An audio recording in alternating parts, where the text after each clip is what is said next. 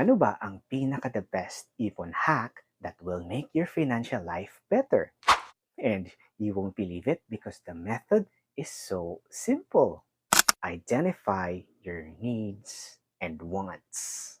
Majority of your money goes to your needs. No questions asked. And for your wants, practice delayed gratification.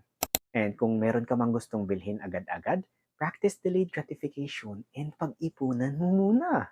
You will really thank yourself pag ginawa mo and practice delayed gratification. If meron ka kasing financial discipline, magiging madali na lang ang financial life mo. You will have less trouble and stress regarding money. Kaya kapatid, have the discipline in your finances. See you on my next video.